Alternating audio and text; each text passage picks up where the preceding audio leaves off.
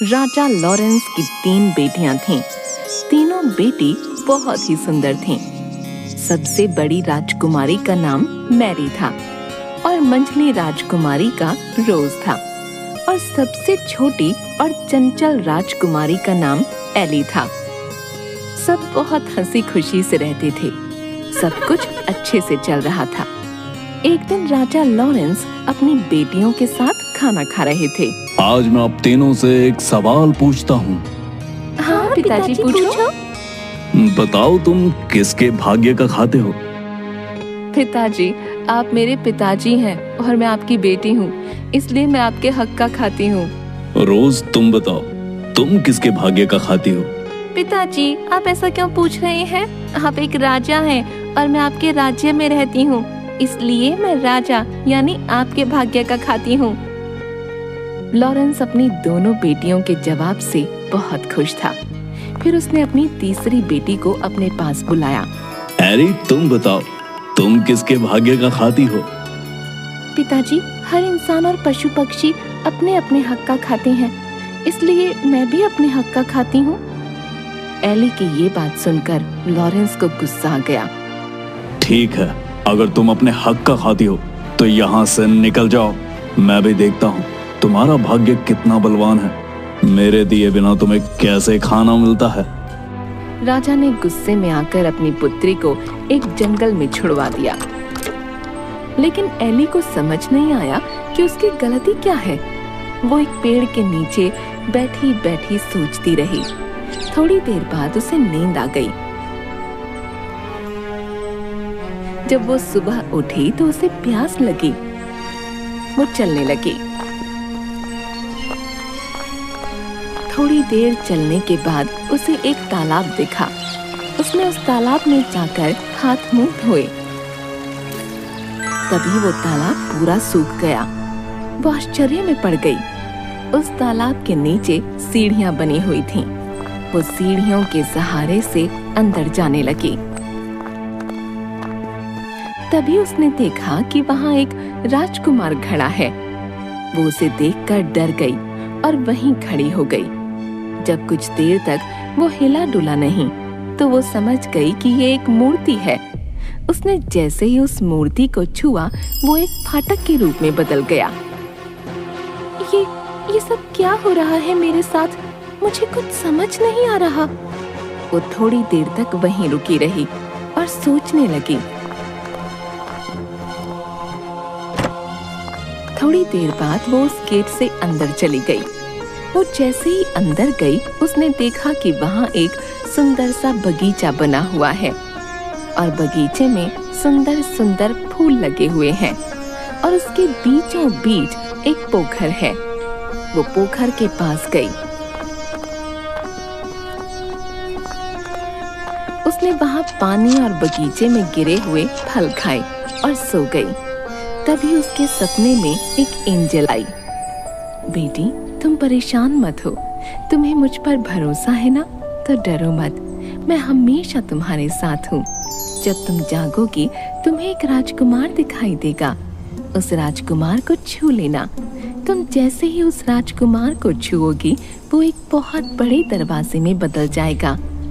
जब तुम उस दरवाजे के अंदर जाओगी तो तुम्हें एक महल दिखाई देगा। तुम उस महल के अंदर चली जाना। अंदर जाते ही तुम्हें 3 कमरे दिखाई देंगे जिसमें 3 सुंदर राजकुमार दिखाई देंगे। वो दिखने में तो एक जैसे होंगे। तुम उन तीनों को छूती हुई आगे बढ़ना। वो तीनों जाग जाएंगे। तब तुम्हें एक कमरा दिखाई देगा। जैसे ही तुम उस दरवाजे को खोलोगी तुम्हें वहाँ एक सुंदर राजकुमार दिखेगा और जैसे ही तुम उसे छुओगी वो जग जाएगा। वो जैसे ही जगे तुम उसके गले में फूलों का हार डाल देना। वही तुम्हारा पति होगा। इतने में एली की आंख खुल गई और वो हड़बड़ा कर उठ गई। ये सब क्या हुआ? क्या वो सब एक सपना था? क्या सच में ऐसा होगा? एली सोचती रही। थोड़ी देर में सूरज निकला। उसने बगीचे से फूल उठाए और उन फूलों से हार बनाने लगी। जैसे ही वो पीछे मुड़ी एक राजकुमार दिखाई दिया।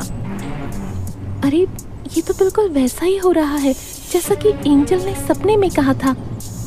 एली ने उस राजकुमार को छुआ। वो एक दरवाजे में बदल गया। वो आगे चली गई। फिर उसने महल को देखा।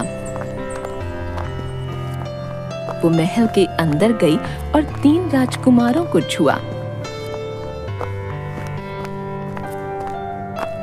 उसके बाद वो कमरे में गई और उसने उस राजकुमार को छुआ और उसके जागते ही उसके गले में वरमाला डाल दी। राजकुमार ने अपने गले से वरमाला निकाल उसके गले में डाल दी। महल में शहनाई की आवाज आने लगी। दोनों ने विवाह किया। बहुत देर से एली के मन में एक बात चल रही थी। मेरे मन में बहुत देर से एक बात चल रही है, मैं आपसे पूछूं? हाँ पूछो। आप कौन हैं और वो 3 राजकुमार कौन हैं? ये क्या रहस्य है, मुझे बताइए। वो तीनों राजकुमार मेरे भाई थे। हम सबको एक महात्मा पुरुष ने शाप दिया था। अनजाने में मेरे भाइयों ने एक मृग और एक मृगनी का शिकार किया था, जिसकी वजह से वो दोनों बुरी तरह घायल हो गए और मरते मरते उन्होंने मेरे तीनों भाइयों को आजीवन सोने का श्राप दिया। जब मुझे ये बात पता चली, मैं भागा भागा वहां गया तो उन्होंने मुझे ये कहते हुए शाप दिया कि तुम्हारे राज्य में ये सब हुआ है, इसलिए तुम भी पाप के भागी हो। मैं उनसे माफी मांगने लगा। मेरे माफी मांगने पर उन्होंने कहा, मैं अपना दिया हुआ शाप तो वापस नहीं ले सकता, हाँ इसका एक उपाय बता सकता हूँ। उन्होंने उपाय बताते हुए कहा कि जब कोई धर्मोत्तम कन्या तुम्हें और तुम्हारे तीनों भाइयों को छुएगी, तुम सब वापस उसी अवस्था में आ जाओगे। आज तुमने आकर हमें एक नया जीवन दिया है। राजकुमार की बात सुनकर एली ने भी अपने साथ हुई सारी बात बताई और बताया कि किस तरह बिना अपराध के उसको दंड दिया गया और वो यहाँ तक पहुँची। राजकुमार ने उसे गले से लगा लिया और दोनों खुशी खुशी रहने लगे। थोड़े दिन बाद राजकुमार का राज तिलक किया गया और वो राजा बन गया और एली रानी। दोनों राज करने लगे। उनके राजा रानी बनने से उनकी प्रजा खुश थी। उनके राज्य में सब कुछ अच्छे से चल रहा था। लेकिन थोड़े ही दिनों बाद एली को अपने माँ बाप की याद आने लगी और वो उदास रहने लगी। एक दिन, क्या हुआ एली, तुम ऐसे उदास क्यों बैठी हो? मुझे अपने पिता की बहुत याद आ रही है। मैं उनसे मिलना चाहती हूँ। पता नहीं वो लोग कैसे हैं। मेरी बहनें, मेरी माँ, सब पता नहीं कैसे हैं। मुझे उनकी बहुत याद आ रही है। मेरे पिताजी को भी शायद अपनी गलती का एहसास हो चुका होगा। अगर ऐसा है तो चलो हम उनसे मिलने चलते हैं। तुम परेशान मत हो, हम कल ही तुम्हारे घर जाएंगे। दोनों राजसी ठाठ के साथ वहां पहुंचे। जब लॉरेंस ने देखा कि कोई राजा उनके राज्य की ओर अपनी सेना और हाथी घोड़ों के साथ आ रहा है तो वो डर गए। लेकिन वो कुछ नहीं कर सकते थे क्योंकि उनका अपना सारा खजाना खाली हो चुका था और उनके दोनों दामाद उनसे राज्य में हिस्सा मांग रहे थे। उनकी प्रजा भी दुखी थी। राजा लॉरेंस बहुत परेशान हो चुके थे। जब वो दोनों उनके सामने आए, वो एली को रानी के भेष में पहचान ही नहीं पाए। थोड़ी देर गौर से देखने के बाद उन्होंने पहचाना कि वो उनकी बेटी एली है। वो उसे देखते ही रोने लगे और अपनी गलती की माफी मांगने लगे। मुझे माफ कर दो एली, मैंने तुम्हें सच बोलने की सजा दी। तुमने सच कहा था कि हर कोई अपने भाग्य का खाता है। पिताजी, आप माफी मत मांगो। आप अगर मुझे जंगल में न छोड़ते तो मुझे ये खुशी के दिन कैसे देखने को मिलते। इतना कहते ही लॉरेंस की आंखों से आंसू गिरने लगे और उसने अपनी बेटी को गले से लगा लिया और वो सब खुशी खुशी रहने लगे।